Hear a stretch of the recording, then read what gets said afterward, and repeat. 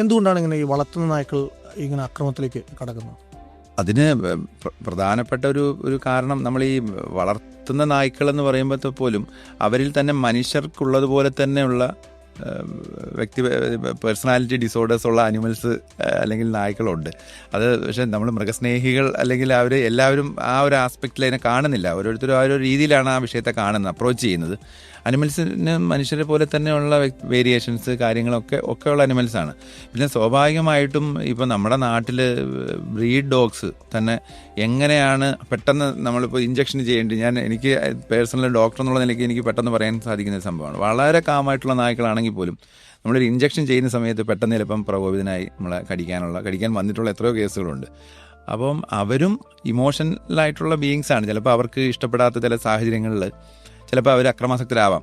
പിന്നെ ജന്മനാൽ തന്നെ അക്രമകാരികളായിട്ടുള്ള മനുഷ്യരെ പോലെ തന്നെ മൃഗങ്ങളിലും ഈ ജന്മനാലുള്ള അക്രമവാസനയുള്ള മൃഗങ്ങളുണ്ട്. പക്ഷേ അത് നമ്മൾക്ക് കണ്ടുപിടിക്കണമെന്നുണ്ടെങ്കിൽ ഇപ്പോൾ ശരിക്കും ഈ അനിമൽ സൈക്കോളജി പോലും ഒരു വളർന്നു വരുന്ന ഒരു ശാഖയാണ് അനിമൽ സൈക്കോളജി. അത് വിദേശ സർവകലാശാലകൾ, നമ്മളൊന്നും കേരളത്തിലെ വെറ്ററിനറി കോളേജിലൊന്നും പക്ഷേ അങ്ങനെ ഒരു കോഴ്സായിട്ടില്ല. പക്ഷേ വിദേശ സർവകലാശാലകളിൽ ഒരുപാട് സർവകലാശാലകൾ ഇത് പഠിപ്പിക്കുന്നുണ്ട്, അനിമൽ സൈക്കോളജി. അതൊരു വലിയ ശാഖയാണ്. കാരണം മനുഷ്യനെ പോലും ഒരൊറ്റ സ്പീഷീസിൻ്റെ സൈക്കോളജി ഇത്രത്തോളം ഉണ്ടെങ്കിൽ ഈ പരന്ന് കിടക്കുന്ന ഈ ഒരു അനിമൽ വേൾഡിലെ ഓരോ അനിമലിൻ്റെ സൈക്കോളജി എന്ന് പറയുന്നത് എന്തുമാത്രം വ്യത്യസ്തമായിരിക്കും. പ്രത്യേകിച്ച് മനുഷ്യനെ പോലെ തന്നെ ഒരു നിരവധിയായിട്ടുള്ള സമ്മർദ്ദങ്ങൾ, കാര്യങ്ങൾ, ടെൻഷൻ. നമ്മളൊന്ന് ആലോചിച്ചാൽ മതി, ഒരു തെരുവ് നായ, ആ നായ്ക്ക് എന്തെല്ലാം തരത്തിലുള്ള ഭക്ഷണത്തിന് വേണ്ടിയുള്ള ഒരു സമ്മർദ്ദം ഉണ്ടാവാം, ഇണയെ കണ്ടെത്താനുള്ള സമ്മർദ്ദം ഉണ്ടാവാം, മറ്റുള്ള പലതരത്തിലുള്ള